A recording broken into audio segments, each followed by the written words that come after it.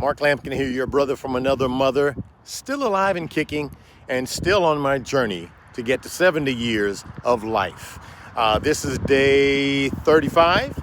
Yeah, countdown. That's halfway there now, and I'm feeling pretty good. Last video, I talked about one of my favorite movies, The Matrix, and its significance at that time in my life, the year 1999, when I made a major life decision. And we talked about the ability to make a choice between what you know and what's possible. And another significant movie that I love came out in 1999 as well. It's one of my favorite movies of all time, The Shawshank Redemption, with Tim Robbins and Morgan Freeman. Great movie.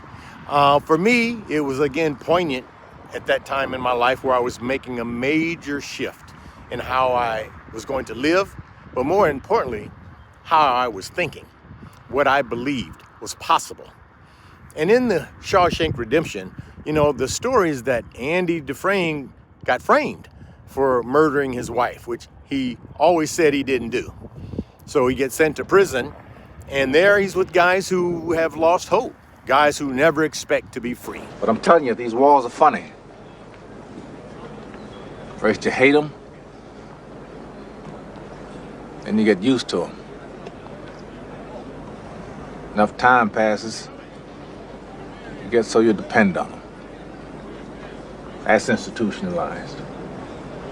What happens when you lose hope? That's what Andy Dufresne was fighting against. He says, never lose hope. You always have to remain optimistic. But there's a line in that movie that, to me, was so powerful. It was a moment when Red, who is the Morgan Freeman character, and Andy Dufresne were talking alone in the yard. And it was about hope. It was about what Andy wanted to do when he got out of there.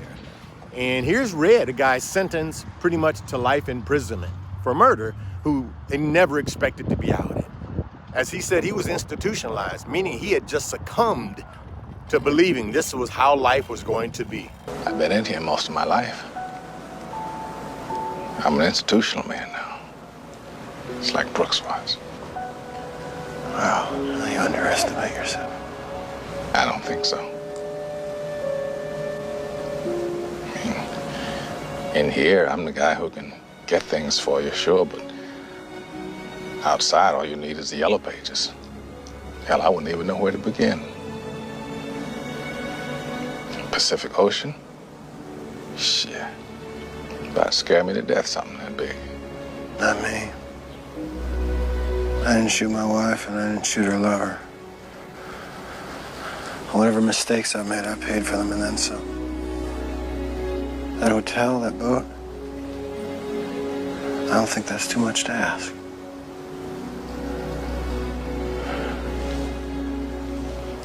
I don't think you ought to be doing this to yourself, Andy. This is just shitty pipe dreams.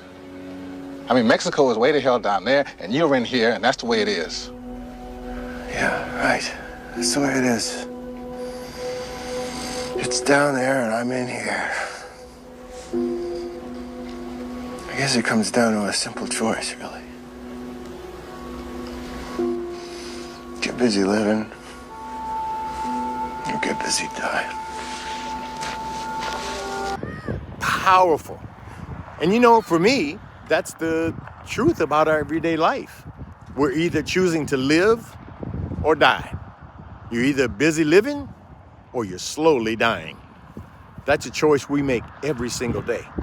And for those of us who are north of 50 years of age, and now me approaching 70, you've worked, you've saved some money, you've raised your children.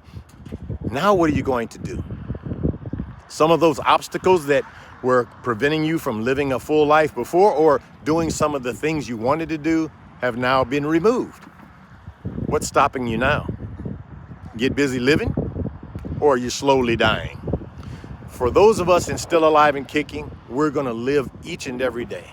We're going to take full advantage of the things that are before us and also believing that there's good that's coming our way. That's the difference. That's the choice we have to make.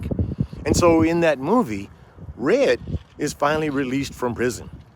And he now sets out on a journey of life outside of those four walls, where someone is telling you when you get to go to bed and when you get to eat, all those things that we take for granted. Because I'm out here right now really free in this beautiful weather.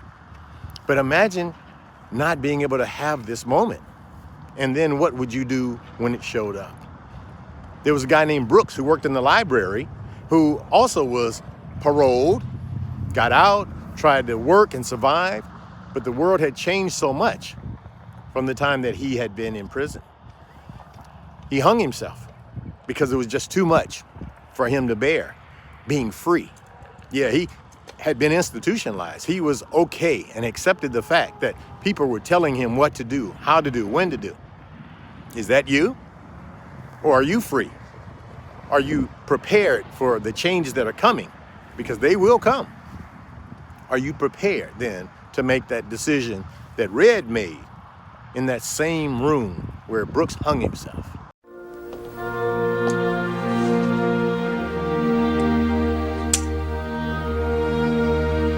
Get busy living or get busy dying. That's goddamn right.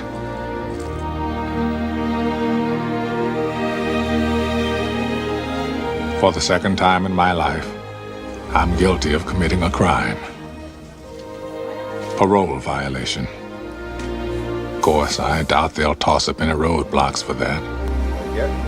Not for an old crook like me. Fort Hancock, Texas, please. I find I'm so excited I can barely sit still or hold a thought in my head. I think it's the excitement only a free man can feel. A free man at the start of a long journey whose conclusion is uncertain. Yeah, so what was really interesting is that after I took that leap and decided to go into business for myself, that within 5 months, I now had a passport and was on a 13-day pilgrimage with 125 Christian people to the Holy Land. Yes, I was filming and created a beautiful documentary piece only 5 months after walking away from a job. 5 months after people said, I must be crazy. 45 years of age, 20 years in the healthcare industry, and now you're gonna walk away from it? Yeah, I was okay. I was not afraid to be free. I was willing to take the risk to see what it would be like to live outside of those walls of others telling me what to do, when to do, how to do, and most importantly, that they didn't need me anymore. Yeah, I knew there was value in what I wanted to offer the world. What are you looking to offer the world that you're afraid of, that you're reluctant to share with us? Oh my God, I'm sure there's something special that you have awaiting us. Take that leap. Be like Andy Dufresne. If it takes you 20 years to pick through that wall, do it. If it means climbing through sludge to be free, do it. Because the other side of that is a beautiful thing. As the ending of that movie always brings me to tears, when Andy is on that beach in Zihuatanejo, Mexico, working on his boat. And here's Red walking up to him, and they embrace as men who are free.